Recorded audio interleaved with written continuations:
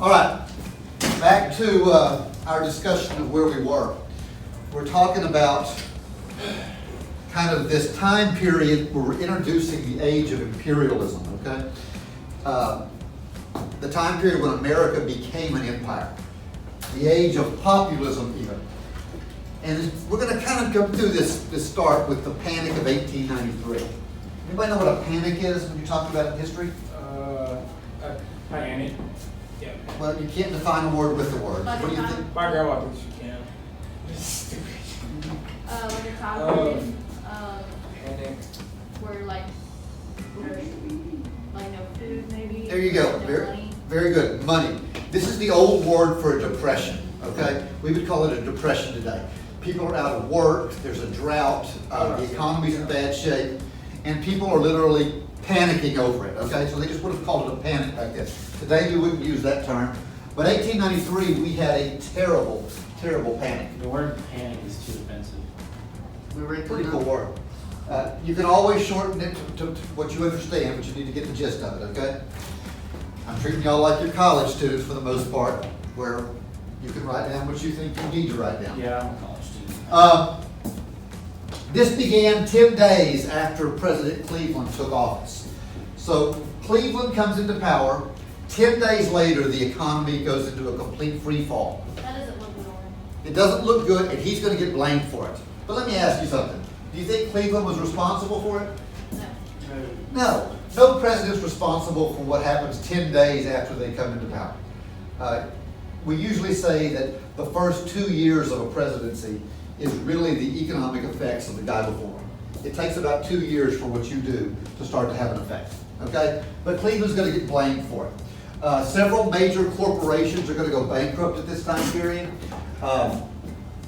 Nationwide, about 16,000 businesses just disappeared. What's the effect of that going to be? No jobs. Yeah. No jobs. And if people don't have jobs, No money. they don't have money, And no food. and you don't have money, you can't be investing, okay? So guess what? People that had been putting money in the stock market, all of a sudden weren't putting money in the stock market. And if nobody's buying stock, it means all those corporations are losing money. So you get this trickle-down effect, okay? One bad thing can cause a bunch of things to happen. So think about it like dominoes, okay? One major business goes out of business. Okay, let's start one corporation. Let's say General Motors goes out of business. For most of history, that's been the biggest employer in the United States. General Motors goes out of business. All those people are unemployed. Now, those people don't have money to buy stock or to buy houses or to go out to eat. Guess what's going to happen? People that build the houses are going to get fired. The restaurants, the waiters, the cooks are going to get fired. And those companies that are depending on people investing in them are going to have to lay people off. That's going to make more people without money that are not buying houses or businesses. And you get this massive effect, okay? So the way to think of it is like dominoes falling, or maybe like a grass fire. Y'all all played with fire before, right? I know I have. Where you're out there and you're messing around and it's a burn ban and you ignored it, right? So you start a fire, and the next thing you know, your whole pasture is burning because you can't get it out fast enough. Just me? I've done this, okay? That's kind of what happens here. Turns out that people were overextended. What this means is when the times were good, they were spending too much money. They borrowed too much, they were buying things on credit, and then when they lost their job, they couldn't make the payments on things. So what's going to happen? They're gonna lose it. They're going to lose it. They're going to lose their homes. They're going to lose their farms. And then they kill everyone. Well, no, this isn't a zombie movie. So bank failures are going to start to go out of business because we call it contraction of credit. What that means is there was less money available to loan. Y'all know how banks work. I've discovered in my life that most people don't understand how banks make money. They make it off loans. And make it off loans. When you invest your money, when you put your money in the savings account in the bank, it doesn't stay there. You put $10,000 in the bank, and they write you a note saying there's $10,000 in here. But then they take your $10,000 and they loan it to Aubrey to go buy a car. And Aubrey is paying it back at 10% interest rate. and then I turn around and I pay you 7% on your loan. Probably closer to 2 and 7, but you know, simple numbers. So I'm making money off of loaning, if I'm a bank, I make money off of loaning your money out, okay? But what happens if suddenly you can't put money in the bank? You know, you can't save anything. What if Now, I as a need- what if I bank, need to grab the money as soon as I want it all? well, you can. They keep a large part available to come out. But that's why when you go to the bank, sometimes if you want to make a big withdrawal, hasn't been a problem for me in my life, 'cause I don't have a lot of money. But if you wanted to go withdraw $100,000 to buy something, the bank will say, you gotta give us time. You gotta give them a few days to get it. Because that money's not there, it's loaned out to other people, so they have to gather it. It's not all there. But because people didn't have the money to put in savings, there was a contraction of credit. Banks didn't have enough money to loan back out to people. And if I can't loan Aubrey money to go buy a house, then he can't give the rest of you jobs building his house, okay? That's why you keep all your money in the house. So everybody benefits. Nearly 500 banks closed. Now today, if the bank closes, we go, okay, fine, because our banks are all insured by the FDIC, the Federal Deposit Insurance Corporation. As long as you don't have more than $200,000 in your one account, the government will guarantee your money. If the bank goes out of business, you still get your money. Back then, if the bank closed and your money was in it when it closed, Oh, well. it was just gone. And nationwide, 500 banks did that. That's gonna cause people to die. That is, it did, absolutely. Unemployment reaches about 3 million in 1895, and Americans are crying out for relief. Americans want the federal government to come in and help. Give us a check, give us something. But our federal government was still very much a laissez-faire government. Laissez-faire is a French word. We always say it means hands-off government. Basically, the government leaves the economy alone. What it literally means in French, I think, is let it be. Leave it alone, okay? And America stays that way for a long time. Really, I would argue, we stayed that way till World War I. So we didn't do anything like that. We didn't put any things in place immediately to help people. There was no unemployment insurance, there was no welfare, there was no WIC, there was none of that stuff. There were soup kitchens that are usually privately ran, but we just didn't have it, okay? Because the government didn't think it was their job to take care of you back then. Ah, the good old days.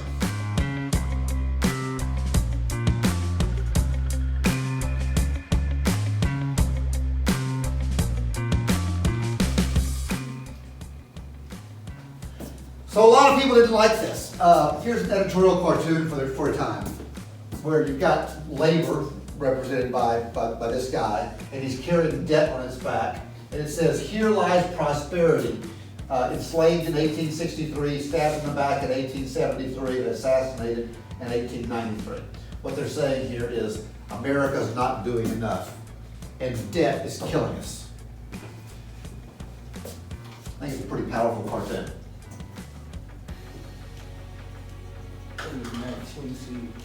This was written by a farmer back at the end of the 19th century, so the late 1890s. When the banker says he's broke and the merchant's up in smoke, they forget that it's the farmer who feeds them all. It would put them to the test if the farmer took a rest, then they'd know that it's the farmer who feeds them all." What's he saying? He's saying, The farmers are the most important part. Yeah, farmers are super. These guys, you know, they're broke, they're suffering, they're miserable because they're not dealing with anything real. Money's not real. Yeah. Vegetables are real. Food is real. Okay?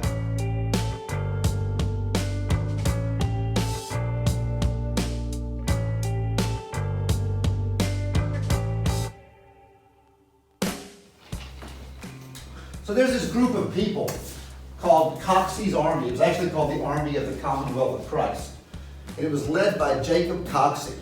And Jacob Coxey leads this army of homeless men into Washington.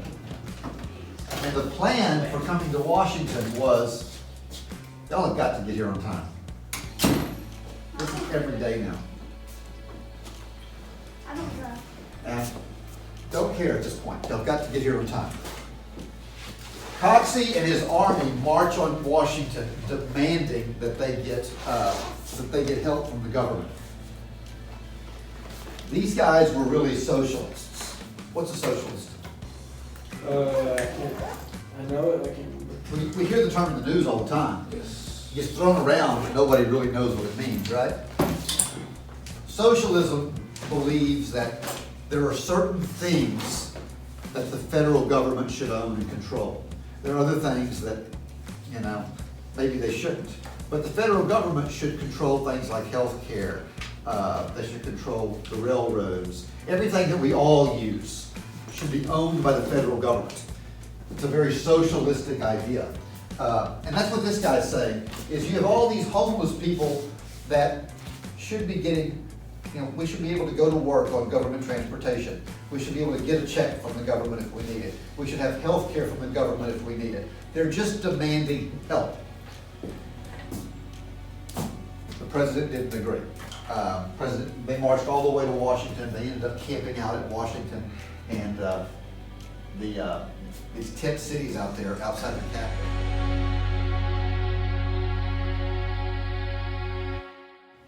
All right, so what are the results of the election returns? The populist vote increased by about 40% in 1894. The Democrats lost in the West. The whole West went populist, because that was where the Depression hit the worst. And they are absolutely catastrophic for the Democrats, because the Republicans took control of the House of Representatives. Okay? So the Republicans now control the House of Representatives. The Democrats still control the Senate. But it was populist candidates that were winning everything. And if you look at this, I know it's hard to see on here, but this is populist victories drowning the two major parties. Okay? Boy, wouldn't that be great today if somebody could rise up and drown out the two major parties.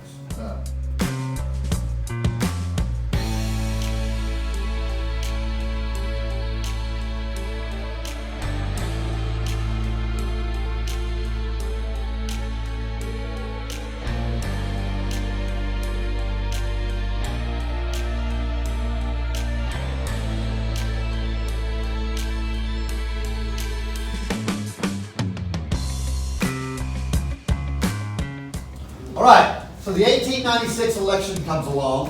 One of the big issues is gold and silver again. In fact, they sold these campaign buttons, gold and silver buttons that are literally made of gold and silver, to try and encourage people to support bimetallism, the idea that our money should be backed by both gold and silver. This guy, William Jennings Bryan, is the great commoner at this time period. They called it the Nebraska Cyclone. He was a populist candidate, runs for president 4 different times, never wins the presidency. But he was Secretary of State for President Wilson for a while. Super popular guy. Great speaker. I always think of him like a old-time Baptist minister, the way he talked. He had that big, deep, booming voice and told things, and felt like he was preaching to you when he did. Here's a picture of William Jennings Bryan giving one of his speeches. Looks like he just won an award. What's that? Looks like he just won an award. Yeah, sort of. Prairie Avenger, Mountain Lion, Bryan. Gigantic troubadour speaking like a siege gun, smashing Plymouth Rock with his boulders from the west. This is a description of Bryan, that he could fire an audience up with his voice and get you all excited about stuff.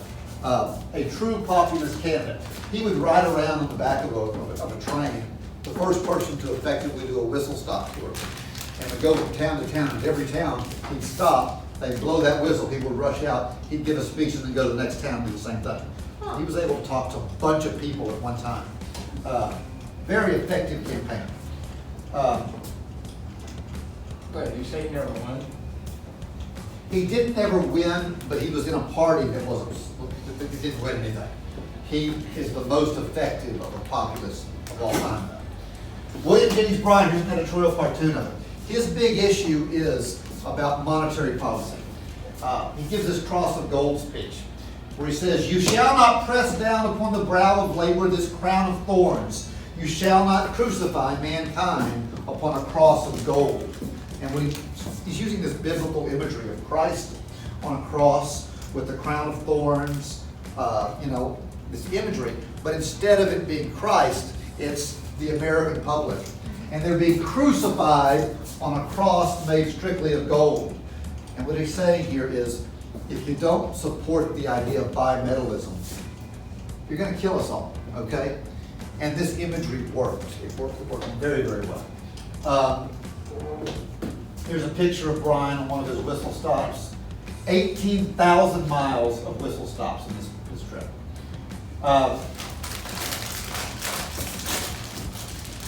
This is an editorial cartoon of the agrarian left. Again, agrarian just means agriculture, right? And the Democrat Party had been taken over by this point by this group of farmers. What happened was the populists said, you know what, we can't win as populists, but if we move over here and vote for the Democratic Party, we can get their apparatus and all their organization, and we can win as Democrats. And that's what happens. The Democrats co-opt the populist platform. Their platform was, they wanted tariff reductions. What's a tariff? Tax on imported goods. Tax on imported goods. Why do they want the tariff reduced? So they can import goods for cheaper. Yeah, because goods are expensive and we're buying them, right? So they want things to be cheaper. This was a good policy. I'm always for tariff reductions. They wanted an income tax. We didn't have an income tax yet. Bad idea. This fails. This doesn't pass till World War I. Stricter control of trusts. Y'all know what a trust is? It's another word for a monopoly. It's where businesses cooperate to set prices. It would be like if I owned a gas station and Aubrey owned a gas station, and we had the only two in town, and he and I got together to play poker, and I said, hey Aubrey, here's the deal. If they both charge $4 a gallon for gas, where are they gonna go? That's, And we just agreed to That's set what the Richter price. Brothers did. No problem, we'll just screw the whole town over. Are you in with me, right? That's kind of the deal. That's what Richter Brothers did. Yeah, They yeah. bought out everything, and now they Yeah. control the gas price. The trust they really want to control is the railroads at this time, because really the railroads, there were 4 major railroads. They were owned by 3 people for the most part, actually for the most part by 2. And they wanted free silver. So these were the big issues they had.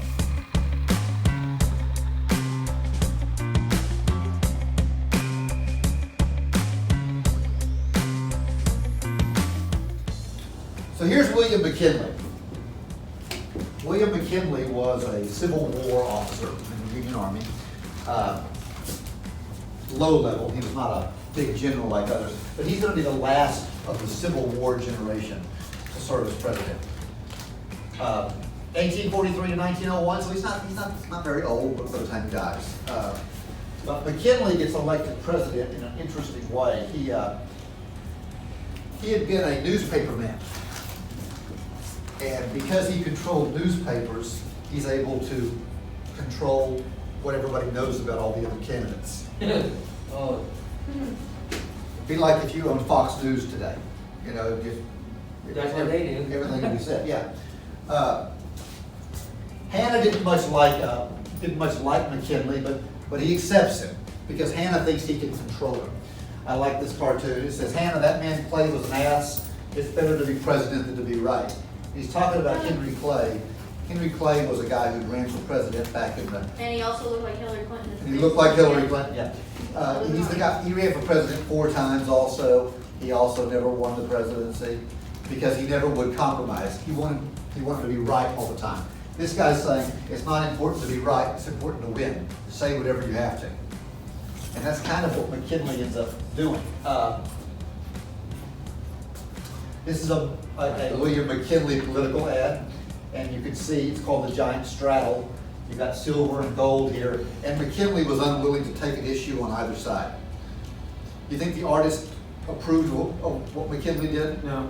No, he kind of making fun of him. He's got it dressed like Napoleon. Kind of ridiculous.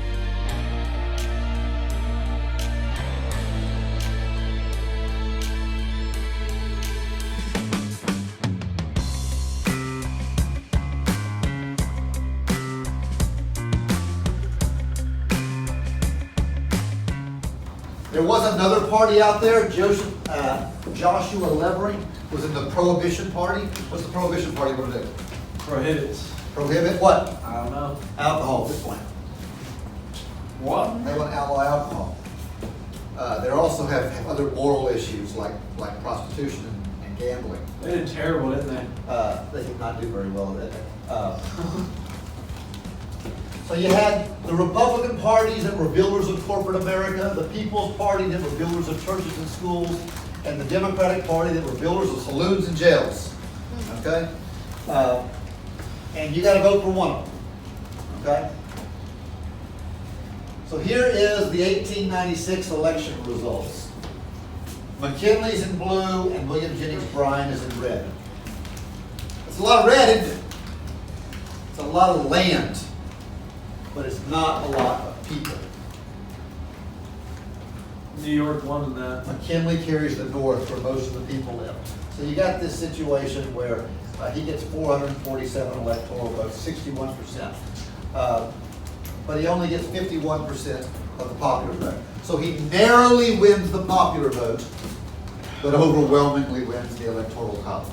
Okay?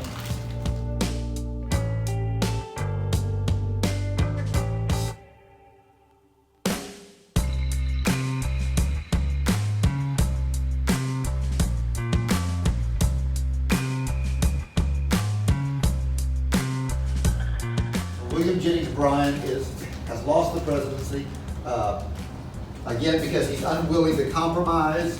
He doesn't form alliances with other groups. He's not willing to reach across party lines. He focuses on one issue exclusively, the silver issue, and that means the people that didn't care about that issue weren't going to follow him. We can learn from that today. We have parties that do this. The Green Party is one that's out there. They can't get going because they have one issue, the environment. And most of us go, we'd like to protect the environment, but we'd also, like not to be invaded, so we're not going to vote for you. And McKinley's campaign was very well organized. It's interesting, when McKinley ran for president, he actually ran for president by pretending like he didn't want to be president. We call it the front porch campaign. He never left his house. Bryan was out doing whistle-stop tours everywhere campaigning. And McKinley just sat on his front porch in his rocking chair and let the reporters come to him.